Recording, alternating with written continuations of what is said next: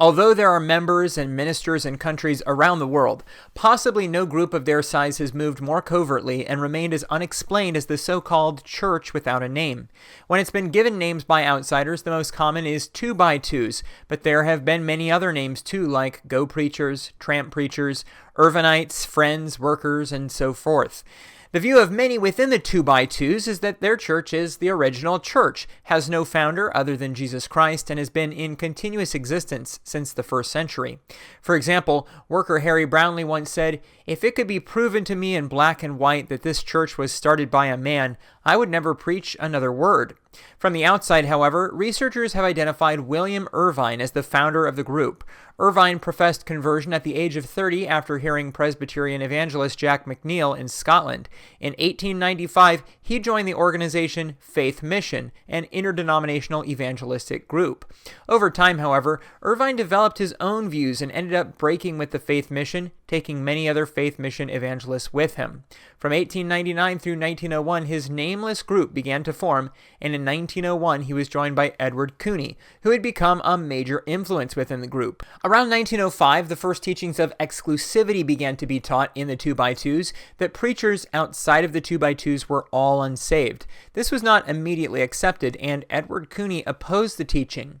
In 1914, Irvine claimed to have received revelation from God. The gospel they had been preaching, he said, was the Alpha Gospel, but now God had revealed an Omega Gospel, or Omega message. One by one, overseers of various regions began to break with Irvine until Irvine was left with only a small minority of followers. In 1917, Irvine moved to Jerusalem. Edward Cooney was among the 2x2s that separated from Irvine. He was committed to this original group, but he also had issues with some of their teaching. He disliked the hierarchical structure that had developed and thought all workers should be of equal standing.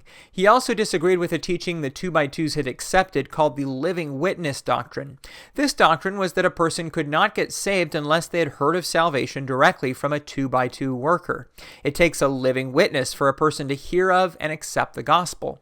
These, among other disagreements, led to Cooney too being eventually expelled from the 2x2s in 1928, and he too had people leave with him. Because of these splits, there ended up being 3 churches without a name. Though all 3 exist to the present, the 2x2 group that excluded both Cooney and Irvine is the largest by far, and is the one that we'll be discussing in this video. The 2x2s refer to themselves as Friends, the Family of God, and other names. Irvine's group identifies as the Message People, Little Ones, the Witnesses, or Omega Message. Cooney's group identifies as Brothers and Sisters. 2 names that can be confusing are Irvinites and Cooneyites.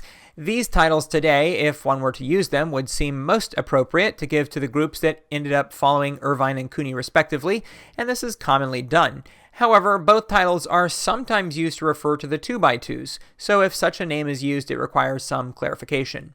Members in the 2x2s may actually be unaware of who William Irvine was, although knowledge of him has become more well-known and sometimes accepted by 2x2s, especially since the rise of the internet.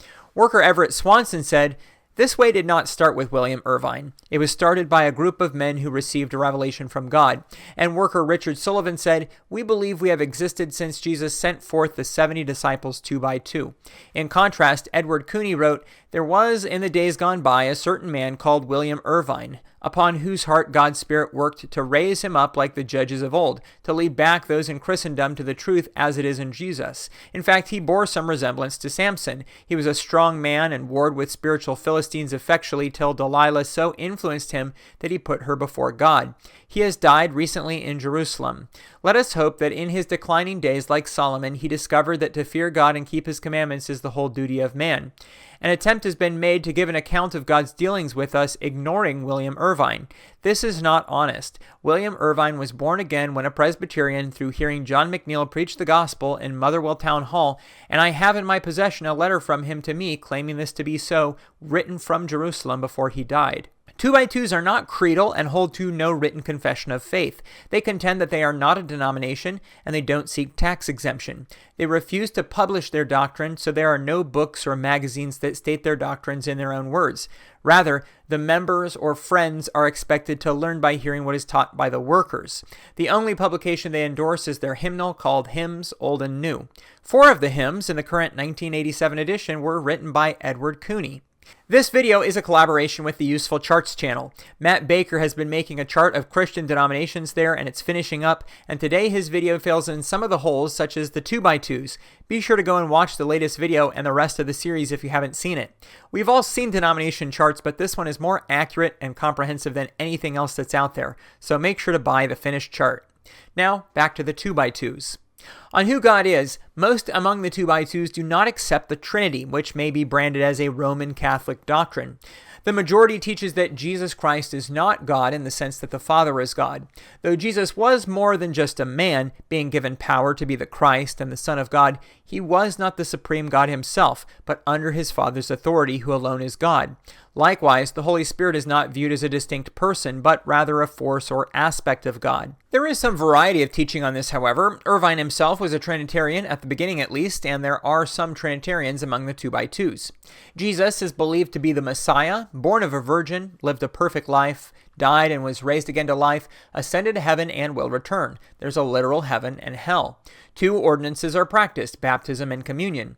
Baptism is of believers only and by immersion, and people baptized, including by immersion, by anyone other than the 2x2s is commonly rebaptized. Communion is observed weekly at the Sunday meeting, and only those who have been baptized by a worker are to participate. In America, the element of the cup is grape juice, sometimes wine in other countries, and it is taken from a common cup. The bread is leavened bread, though this isn't necessarily viewed as doctrinally important. On the scriptures, 2x2s accept the 66-book canon, and in English-speaking countries, historically the great majority exclusively used the King James Version. Though the KJV is still the version used in services for most, in recent decades there has been more allowance for other versions to be utilized alongside of it by members. The view of the Bible among the 2x2s is typically that it is infallible and without errors. On creation, workers nearly always oppose evolution and believe a form of creationism. Anecdotal evidence indicates that some of the friends, that is, the members, do believe in evolution. Most teach an age of accountability doctrine that children are not held responsible for sin and therefore would go to heaven before this age. Generally, this is viewed as being around age 12 or 13. Worker Thorold Sylvester stated plainly, "We do not believe in original sin." 2x2s do teach the necessity of salvation. Terms that have been used for this include turning to the Jesus way or to the testimony of Jesus.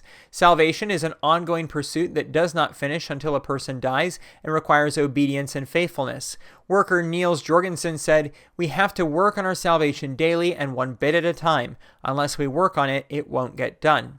As mentioned earlier, as one reason Cooney disagreed with the 2x2s, they teach what may be called the living witness doctrine, which states that salvation comes by hearing the truth preached by a living witness. That is one of the workers. Worker Bruce Waddell gives an example of this doctrine, saying, "Faith cometh by hearing, not reading. No one can receive salvation simply by reading the Bible." Because of this teaching, in most cases, 2x2s believe all other professed Christians not part of the 2x2s are not truly saved and will not go to heaven. There are exceptions to this belief, but it is still predominant.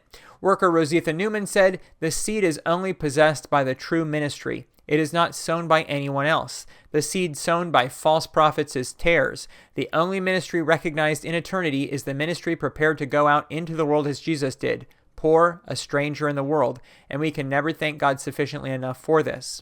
Members must stay faithful in obedience to the doctrines taught to continue in the faith. Worker Paul Abenroth said, "In the truth, one is continually working to make one's salvation secure. There is no level of attainment, but a continual need to add to one's salvation. We either fall from steadfastness or grow in grace." Worker John Cook said, "What is salvation? To begin with, it is God's deliverance in our lives. It is God giving us victory in our own hearts over ourselves. Again, salvation is the continuation of the destruction of sin in yourself. Maybe when a person first heard the gospel, he made a great attempt to destroy sin within himself. He may not be doing just as much at it now. If we destroy sin in ourselves, nothing around us can destroy us. Nothing can master a person who, by the grace of God, is mastering himself. This is salvation, being able to master ourselves. That means being the master of yourself in all things. Do not be discouraged by the fact that not many people are willing to go in for this salvation. 2x2s reject the teaching of entire sanctification or Christian perfection. On speaking in tongues, the view generally taught is that this is always a human language, and so what is practiced in modern Pentecostalism is viewed as illegitimate. There is no practice of speaking in tongues in church services. The 2x2s could not be described as charismatic or Pentecostal. On end times, the subject is not frequently discussed among the 2x2s. Some workers have taught about a future 1,000-year millennium, but others don't mention anything beyond an imminent coming of Christ. On marriage, it is said to be between a man and a woman, and sexual activity outside of this marriage is sinful. Workers do not perform marriages. Divorce is highly discouraged. Remarriage after divorce is one area where there may be significant differences depending on the persuasions of the workers, particularly the head worker. In some areas, like the west coast of the U.S., people who have been divorced and remarried are not permitted to attend services and must divorce their new spouse to be accepted. In other areas, it is allowed for remarried people to attend. More allow remarried people to attend if they were remarried before conversion than if after. Abortion is considered to be sinful. Meetings must be held in members' homes. Any kind of a church service held in the so-called church building is condemned. Meetings are on Sundays, and members are encouraged to rest and not work on that day.